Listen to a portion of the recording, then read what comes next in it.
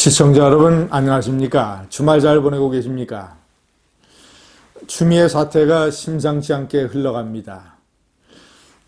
3일 전까지만 해도 은근히 추미애가 사퇴를 해서 문제가 해결돼야 되는 것 아니냐라는 의견이 수면 위로 잠시 올라왔었습니다. 정세균 국무총리가 JTBC에 출연을 해서 참으로 민망한 일이다. 수사가 조속히 진행돼야 된다. 만약에 수사가 없으면 정치적인 방법으로 해결될 수도 있는 문제다.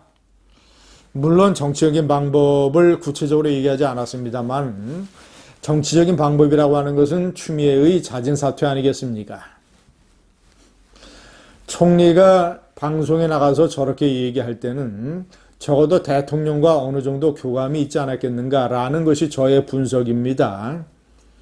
그런데 추미애가 검찰 개혁을 촉구하는 이메일을 전 직원에게 보내고 사실상 추미애가 자진 사퇴를 거부하고 반발하고 총력적인 사수투쟁으로 나선 것이죠. 자, 그러면서 기류가 그저께 어저께 많이 강경론으로 많이 바뀌고 있습니다. 대표적인 어떤 변화의 흐름은 뼈문 세력이 전면에 등장하기 시작했다는 것입니다. 뼈문이라는 것은 시청자 여러분, 친문, 대깨문과 또 다른 한 차원 높은 완전한 친노, 친문, 강경 세력의 원조, 뼈대라고 할 수 있습니다. 뼛속까지 친문, 뼈문. 대개 이 사람들은 노무현 청와대에서부터 출발을 하고 그 중에 일부는 김대중 청와대, 김대중 캠프 때부터 역사가 진행이 됩니다. 제가 4번의 명기를 했습니다마는 이해찬, 김태년, 전해철, 홍영표, 김종민, 최인호, 재선 의원들이죠. 그리고 1번에 적혀있는 황희. 자, 이들은 2018년 전당대회 때 똘똘 뭉쳐서 부엉이 모임이라는 것을 만들었습니다. 밤에 활동하는 부엉이처럼 우리가 밤에도 쉬지 않고 지켜주자. 문재인을 지키고 문재인의 뜻을 지키자. 그래서 당시 추미애 후보를 밀어서 당대표로 당선시켰습니다.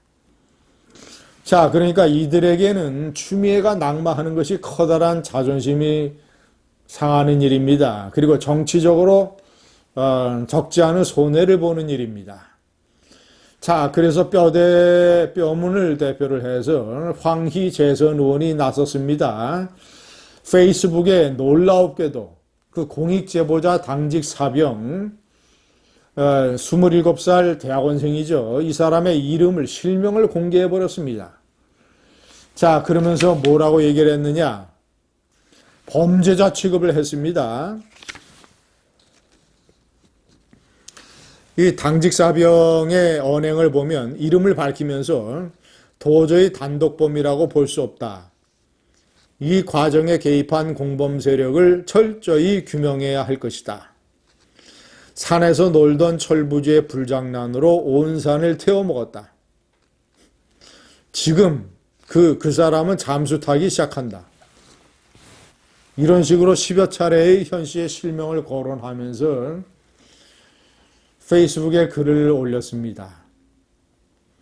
분노한 네티즌들은 그럼 추미애 아들의 실명도 공개해라. 아니, 공익제보자가 사회의 비리를 폭로하기 위해서 제보한 것이 범죄 행위냐. 이런 식의 분노를 쏟아내고 있습니다. 황희 의원이야말로 뼈문 중에 뼈문입니다. 제가 1번에 명기한 대로 김대중 대통령의 비서, 노무현 대통령 청와대 행정관, 그때 이제 민정수석이나 비서실장을 지낸 문재인과 연결이 되는 것이죠.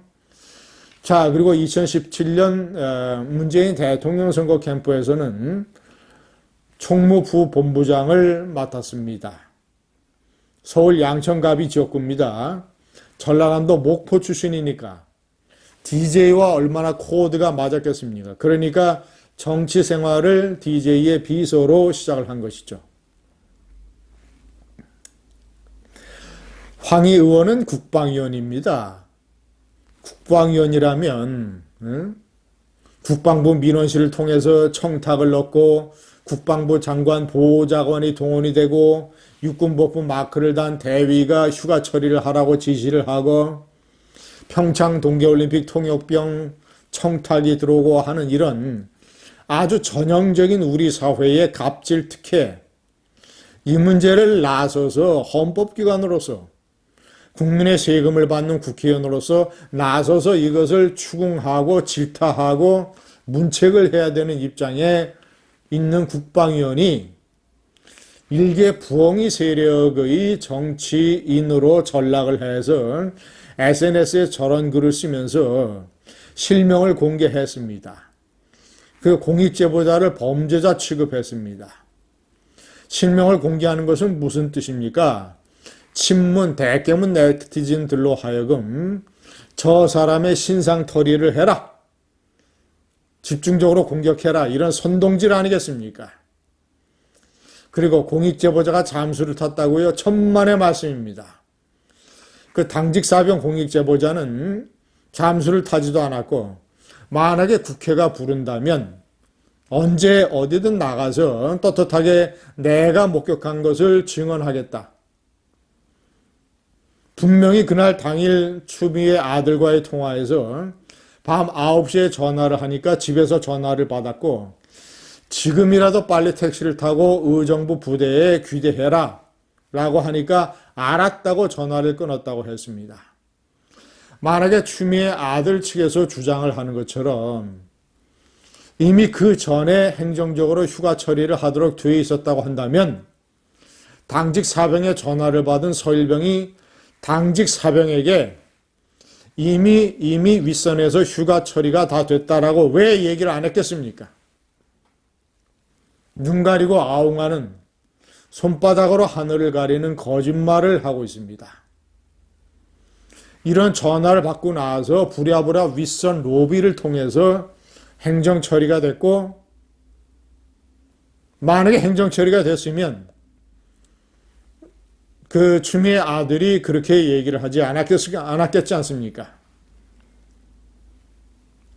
공익제보자를 범죄자로 몰고 갈고 공범 세력을 규명해야 한다고 나선 황희, 국방위원 자격이 없습니다. 국회의원 자격이 없습니다. 헌법기관 자격이 없습니다. 일개 추미애의 호위무사, 일개 부엉이 모임의 집사 정도에 불과합니다. 감사합니다.